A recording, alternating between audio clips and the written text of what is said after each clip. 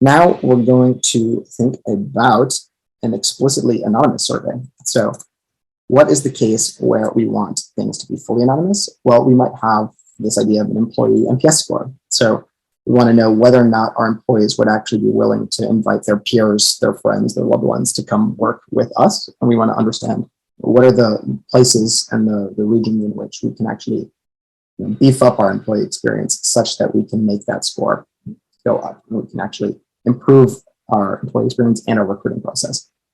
So here we have a flow. We want people to be able to answer this across a one-day window. We're asking them how likely they are to refer somebody to work here who's a friend or an ex-colleague. And then we want to get an elaborative point. So please tell us why you chose the number above.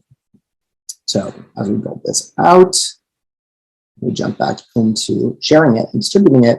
This is the kind of flow where we're actually going to want to force people to answer anonymously. We want to make sure that we're getting really honest responses, and we don't want people to feel any pressure or blowback in the case that they're answering negatively, because we want to empower people to answer honestly such that we can actually identify the weaknesses in our organizations and actually make meaningful change.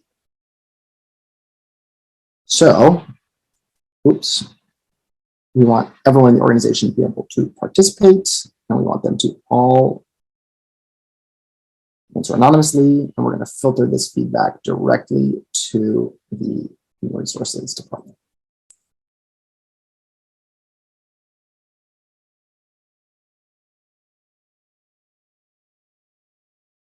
Cool. So there's our employee NPS survey.